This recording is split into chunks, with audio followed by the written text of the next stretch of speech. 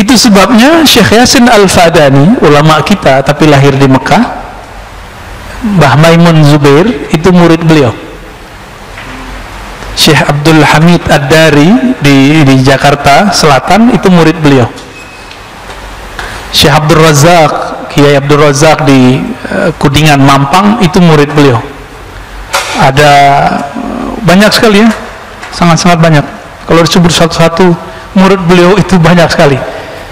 Nama gurunya yang tertulis 400, tapi nama muridnya saya nggak bisa hitung berapa ya, 400 ribuan kali ya, wallahu alam. Sangat-sangat banyak ya. Saya berguru kepada murid beliau, Abu Ya Syekh Kiai Haji Ahmad Marwazi. Sekedar setoran baca kitab, dapat ijazah, seakan-akan beliau membaca di depan gurunya, kita mengulang kisah itu kembali.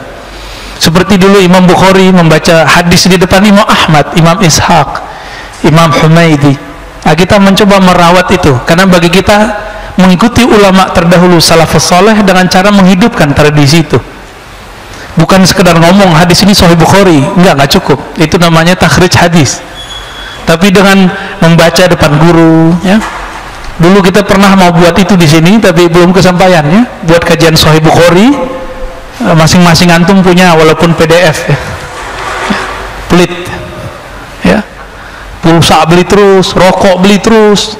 Tapi giliran kitab Sahih Bukhari nggak punya di rumah. Nggak murid saya kalau nggak punya Sahih Bukhari di rumahnya. Beli Sahih Bukhari walaupun ringkasan. Minimal PDF. Ya, minimal aplikasi punya lah ya. Masa nggak punya? Katanya ikut Ahlus Sunnah ya. Biar setiap hari kita terprogram membaca hadis Nabi Sallallahu Alaihi Wasallam. Lalu ke Imam Bukhari. Imam Bukhari itu ngejar satu hadis bisa 5 bulan, 1400-an kilometer. Nanti antum nggak perlu nyari, kita anterin hadisnya. Kita anterin ke masjid-masjid. Karena sekarang marhalahnya marhalah dakwah, sedangkan marhalah beliau itu marhalatur riwayah. Belum meriwayat. Maka harus dicari marahnya original, yang valid, yang sahih. Sekarang kita tinggal menikmati supaya pemahaman kita valid, aman, tidak dimasuki oleh hawa nafsu. Maka kita riwayatkan pemahaman itu dari guru kita, itu disebut dengan sanad ijazah. Maka zaman ini bukan sunnat bersanad, wajib. Karena banyak orang mengklaim hari ini ahlu sunnah, tapi sanadnya tidak jelas. Belum lama ini dari luar negeri ada sahabat kita ngirim, Ustadz, ini ada teman saya, dia membid'ahkan akidah Asy'ariyah, membid'ahkan bermazhab, membid'ahkan tasawuf, lalu kemudian menyebutkan sanadnya. Dikirimlah sanadnya. Ternyata sanadnya kepada ulama, ada di Timur Tengah sana, Al-Utsaimin ngambil dari gurunya ngambil dari Umar Hamdan. Umar Hamdan siapa? Umar Hamdan seorang mursyid tarekat Sufiyah. Dia berakidah Asy'ariyah, bermazhab Maliki. Sampai ke atas semuanya orang ahli sunnah wal jamaah. Jadi semua aliran apapun hari ini sanadnya pasti nyambung kepada imam-imam yang 3 kategori itu yang kita sudah sering ulang-ulang. Siapa ahli sunnah? Berakidah Asy'ariyah, ahli sunnah wal jamaah atau Maturidiyah, bermazhab yang 4, bertasawuf yang bersanad sahih. Kita ulang-ulang biar jadi hafal ya.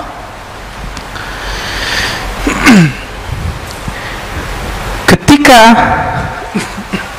seseorang belajar lalu ada pikirannya pecah, bisa konsentrasi nggak? Maka Maulana Syekh Yasin Al-Fadani itu telat menikah. Untungnya Allah panjangkan umurnya, maka beliau bisa merawat anak-anaknya plus murid-muridnya. Umurnya panjang lah. Karena nggak bisa lepas dari handphone, maka kita harus memanage anak pakai handphone. Sehingga dia larang nggak haram, ya. Kayak gini nih contohnya kan, yang nggak dilarang, tapi harus pinter-pinter mainnya, ya. Kadang-kadang anaknya dilarang main handphone, dia main handphone depan anaknya, sama aja. Sama kayak ngelarang anak ngerokok, kita ngerokok depan anak, bohong itu namanya. Taib. Apalagi belajar ilmu kerohanian, ilmu ma'rifatullah. Jadi minimal kalau antum nyantrinya nyantri muakkad. Jadi nyantri itu ada dua sekarang. Nyantri muqayyad, muakkad. Ada yang muqayyad. Muqayyad itu sudah terikat di satu institusi. Gak mungkin di umur-umur begini udah susah ya. Bener. Maka sekarang santri namanya santri muakkad, temporal, 2 jam aja, 1 jam aja, mulai maghrib sampai isya, lumayan. Kan jalannya ini yang Allah lihat. Antum itu datang ke sini kena macet, kena hujan, ini yang dilihat oleh Allah. Itu yang dilihat oleh Allah. Maka rasakan getaran-getarannya kalau kita ikhlas lagi jalan. Walaupun antum ikut ajarannya mungkin belum benar, bahkan ikut ajarannya yang kurang pas, tapi karena tulus nanti Allah bimbing, tenang aja. Jadi siapapun sekarang yang nyerempet ke ajaran-ajaran tertentu, tapi kalau dia tulus kepada Allah, sahalallahu lahu tariqan ila jannah, Allah mudahkan jalan dia. Surga dunia itu ilmu dan zikir, nggak ada lebih.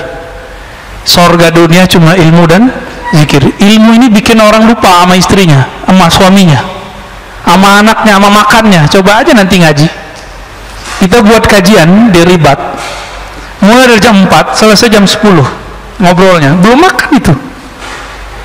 Pas sudah selesai baru pada sendawa-sendawa semua, lupa makan. Jam 4 sampai jam 10 berapa jam tuh? 6 jam ya. Kok bisa? Itu ruhnya sedang makan. Ashabul Kahfi, kenapa mereka bisa tahan tertidur lama tapi terasa sebentar? Karena mereka tidur dengan Allah Subhanahu wa taala yang memberi nutrisi rohani kepada kalbu mereka. Ya. An-nasun yam idza matu intabahu. Orang itu semuanya tertidur. Kalau mereka mati, kalau mereka tertidur barulah itu bangun. Ya. Baik. Jadi minimal ketika santri muakkad, nanti handphonenya nggak diaktifin ininya, deringnya, ya, datanya, gitu ya, supaya nggak terganggu. Walaupun 2 jam, 1 jam setengah, tapi dilihat oleh Allah. Kan yang Allah lihat qalbu. Ada santri masuk ke pesantren, tapi hatinya di rumah. Ya, saya baru nyantri ketika kuliah, pesantren mahasiswa, khusus hadis. Jadi gelar LC saya bukan LC Timur Tengah ya, saya luruskan. Maka saya nggak pakai doktor MA aja dipakainya. LC itu kalau mau ngajar hadis baru saya pakai. Karena LC di situ adalah lisens dalam mengajarkan kutubus sittah, hadis-hadis Sahih Bukhari, Muslim, Abu Daud, Tirmizi. Yang mungkin jurusan doktor hadis pun belum khatam itu.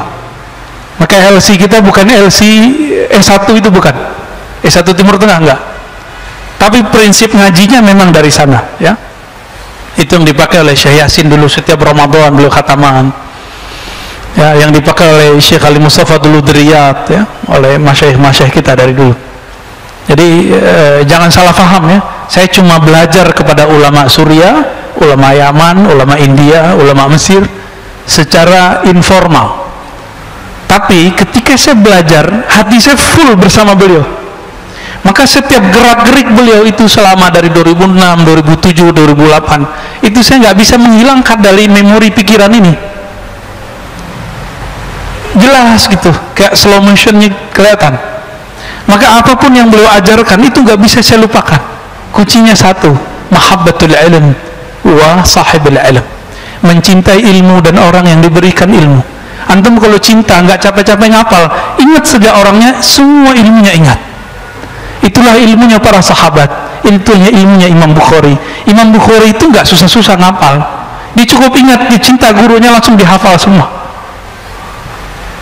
Kalau kita gimana? Susah mencintai guru ya, bukan cinta nafsi ya, bukan. Ini cinta ruhiyah, cinta secara rohani. Baik.